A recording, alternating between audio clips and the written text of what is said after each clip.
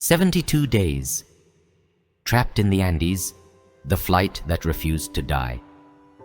Have you ever boarded a plane already thinking about what you'd do after landing?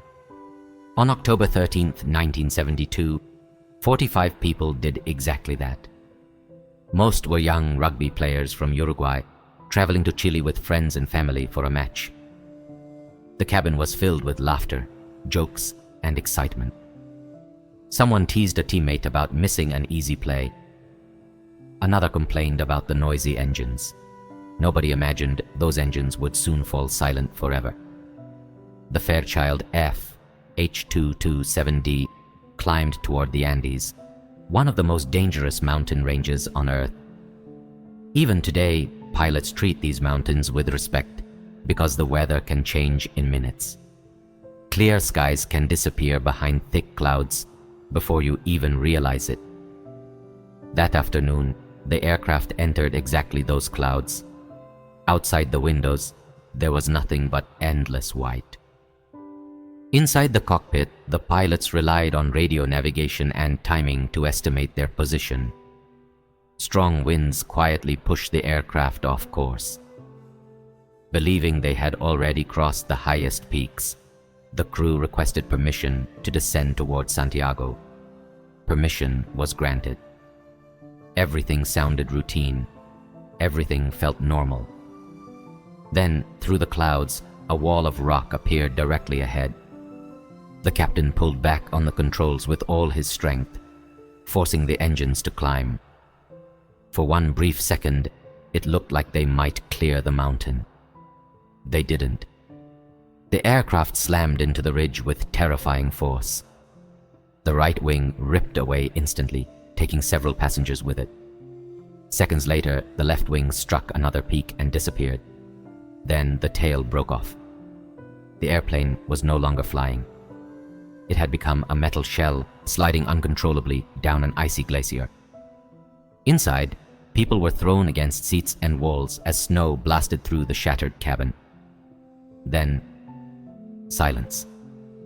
The fuselage finally stopped high in the Andes. No engines, no voices, only the sound of freezing wind moving through twisted metal. Survivors slowly opened their eyes. Some cried in pain. Others desperately called the names of friends who would never answer. 12 people had died instantly. Many more were seriously injured with broken bones, deep cuts, and crushed limbs. Blood stained the snow while pieces of the aircraft lay scattered across the mountainside.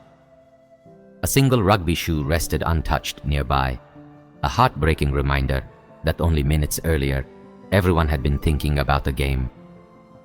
There were no rescue workers, no doctors, no helicopters, only frightened survivors staring at one another, realizing they were completely alone. Among them was Roberto Canessa, a first-year medical student. One day earlier, he had been studying for exams. Now people were asking him to save lives. Using torn clothing as bandages, broken bottles as medical tools, and seat cushions as splints, he and another medical student treated the injured as best they could. It wasn't much, but it was all they had. As the sun disappeared, another enemy arrived: the cold. Temperatures dropped close to -30 degrees Celsius. Every breath burned. Every touch against the metal floor drained body heat. They blocked holes in the fuselage with luggage and squeezed together for warmth. Privacy no longer mattered. Survival did. Food quickly became another problem. After searching the wreckage, they found only a few chocolate bars, crackers, candy, peanuts, small jars of jam, and a few bottles of wine. Imagine sharing a single chocolate bar with dozens of people. Every tiny piece mattered. Some survivors even smiled and said they would laugh about this adventure once they got home. It was the kind of optimism people cling to when reality is too frightening to accept. Outside, the wind howled across the glacier like it owned the mountain. Inside the broken fuselage, nobody slept well. Every gust sounded like another avalanche. Every strange noise made hearts race. Still, hope refused to disappear. They were convinced rescue teams were already searching. Families back home were certainly waiting by their telephones, expecting good news at any moment. Pilots were probably scanning the mountains, believing they would spot the aircraft before sunset. What none of them knew was that the white wreckage blended almost perfectly into the endless snow. From the sky, it looked like nothing more than another patch of ice.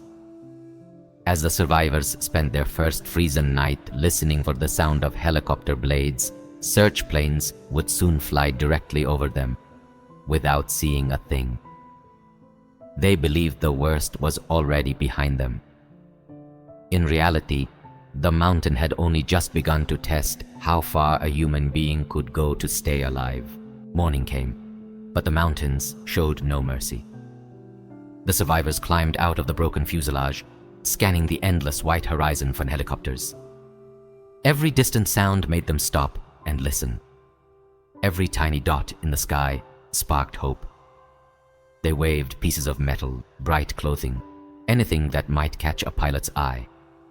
More than once, they believed rescue had finally arrived. More than once, the sound faded until only the wind remained. They had no way of knowing the white wreckage blended almost perfectly into the glacier. From the air, they were almost invisible. As the days passed, hunger became stronger than fear. The little food they had found disappeared quickly. One chocolate bar became dozens of tiny pieces. A single peanut felt like a feast. One survivor even joked that whoever packed the snacks clearly wasn't expecting a 72-day vacation. The laughter lasted only a moment before empty stomachs reminded everyone where they were. Their bodies grew weaker every day. Walking across the snow became exhausting, and even simple conversations required energy they no longer had. Still, they believed rescue would come tomorrow. Then tomorrow became another tomorrow. On the 10th day, someone repaired a small transistor radio. Everyone gathered around it, expecting good news. Instead, they heard that the official search for Flight 571 had been called off. Authorities believed there were no survivors. Silence filled the cabin. Imagine hearing the world declare you dead while you're still alive. In that moment, they realized nobody was coming. If they wanted to leave the Andes, they would have to save themselves. Hunger soon forced them to make the hardest decision of their lives. There were no animals, no plants, and no supplies hidden beneath the snow.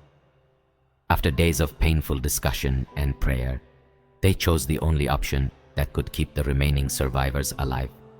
It was a decision made with deep respect for those who had lost their lives, and one that haunted them forever. Just when life seemed impossible, disaster struck again. During the night, a massive avalanche crashed into the fuselage, burying everyone beneath tons of snow. In complete darkness, they clawed through the frozen weight, struggling to breathe and calling each other's names. When they finally escaped, 8 more people had died. Once again, the mountain had taken its toll. Yet the survivors refused to surrender. They improved their shelter, melted snow into drinking water, and created daily routines simply to keep hope alive. Every sunrise became a small victory. Every night they survived felt like another battle won against a mountain that seemed determined to defeat them. Eventually, one truth became impossible to ignore. Waiting meant dying. 2 men, Nando Parrado and Roberto Canessa, volunteered to cross the Andes on foot. With almost no equipment, little food, and unbelievable determination, they began climbing mountains that seemed endless. Every peak revealed another one beyond it. Their feet bled. Their lips cracked. The thin air made every step feel heavier than the last. At times they questioned whether they were walking toward life or simply choosing where they would die, but turning back was never an option. After 10 exhausting days, they finally reached green valleys and flowing water. Across a river, they spotted a Chilean muleteer named Sergio Catalan.